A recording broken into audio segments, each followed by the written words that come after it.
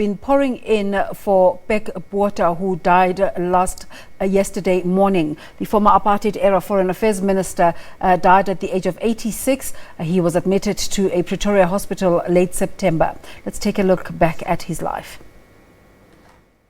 Roelof Botha was born on the 27th of April 1932 in Rustenburg in Northwest Province. His nickname Pik came about when a nursing sister affectionately started calling him Pik, an Afrikaans name for a penguin. Pik Botha was known internationally as the longest-serving Minister of Foreign Affairs. In 1970, he was elected National Party member for the constituency of Vonderboom in Pretoria. In the same year, he was admitted to the bar as an advocate of the Supreme Court. He was again a member of the South African legal team in the advisory proceedings before the International Court of Justice on Southwest Africa, Namibia, in 1970-71. He was appointed Minister of Foreign Affairs in 1977 and remained in this position until 1994, making him one of the longest-serving ministers in this portfolio worldwide. As Minister of Foreign Affairs, Botha recognized the connection between domestic policy and foreign affairs and openly indicated what was then regarded as a somewhat left-wing viewpoint. In 1978, Botha stood for the premiership, but his candidature had no chance of succeeding. Instead, P.W. Botha became the Prime Minister. The year of 1984 was a high point in Botha's career with numerous foreign affairs coups, including the signing of the Nkomati Accord in Mozambique. Botha played a key role in the negotiation process which led to the Cuban and South African troop withdrawals from Angola and which culminated in Namibian independence.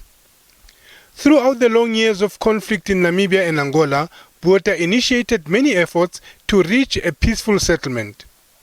After the unbanning of the ANC and the release of political prisoners, Botha formed part of the South African government delegation at subsequent talks with the ANC at Groote Schuur in Cape Town. Botha, who was centrally involved in events relating to President Samora Machel's plane crash, supported the call for an investigation that led to the plane crash. According to our information, at a certain stage, the flight faded. Machel and 33 other people were killed on October 19, 1986 when their plane crashed in Mbuzini in Mpumalanga on the way from Zambia to Mozambique. In 1986, during an international press conference in Cape Town, Botha said in reply to a question that he did believe there would one day be a black president in South Africa and that he was prepared to serve under him.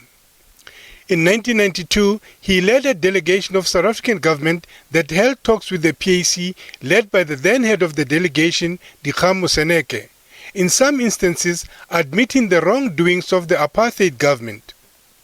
He served as a Minister of Mineral and Energy Affairs in President Mandela's cabinet from 1994 to 1996. He has publicly supported the ANC since 1997.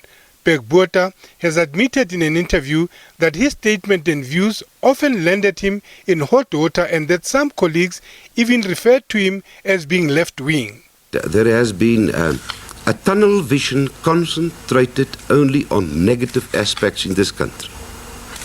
There are millions of black people in this country who want to share power with this government, who desperately desire stability in this country, who very much wish to enter into negotiations with this government, who trust this government and would wish to give South Africa a chance, because it is us, the whites and the blacks, the coloureds and the Asians, who will pay the price eventually.